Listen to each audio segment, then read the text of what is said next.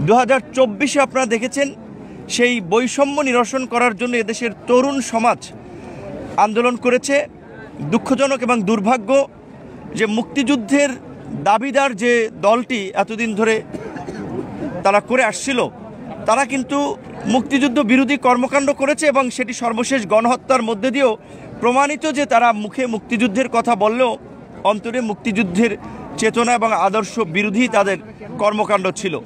তো 2024-এ একটা বৈষম্যহীন এবং সর্বোপরি যে বলা চলে যে ছাত্রদের এই সরকারি চাকরিতে কোটার বৈষম্যের পাশাপাশি আপনারা দেখেছেন শেষ দিকে কিন্তু ছাত্র সমাজ পরিষ্কারভাবেই বলেছে যে মুক্তিযুদ্ধের যে লক্ষ্য উদ্দেশ্য ছিল সেখান থেকে রাষ্ট্র বিচ্যুত হয়েছে, মানবিক রাষ্ট্রের পরিবর্তে এটা একটা দানবীয় রাষ্ট্রে পরিণত হয়েছে।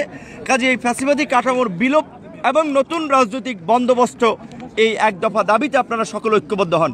কাজে এই রাষ্ট্র যে ব্যর্থ হয়েছে, অকার্যকর হয়েছে 53 বছরে, সেটি কিন্তু এই ঘোষণার মধ্যে দিয়ে প্রমাণিত।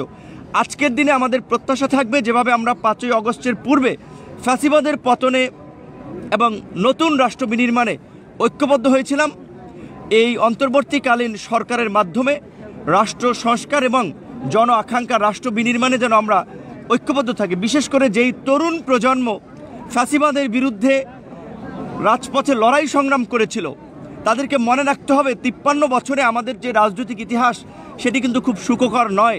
কেউ কথা রাখেনি, যারাই ক্ষমতায় গিয়েছে তারাই লঙ্কায় গিয়ে রাবণের ভূমিকা অবতীর্ণ হয়েছে। কাজে আজকে এই যে আমরা সাধারণ মানুষ হিসেবে চাই রাষ্ট্র হিসেবে বাংলাদেশে কিছু প্রতিষ্ঠান থাকুক, একটা স্বাধীন শক্তিশালী বিচার বিভাগ, একটা স্বাধীন শক্তিশালী গণমাধ্যম, একটা নির্বাচন কমিশন, এই ধরনের প্রতিষ্ঠানগুলো গড়ে তোলার পাশাপাশি একটা রাষ্ট্রকে টিকে থাকার জন্য কিছু মৌলিক ভিত্তি, একটা জনবান্ধব প্রশাসন এবং নাগরিকদের মধ্যে রাষ্ট্রের প্রতি দায়বদ্ধতা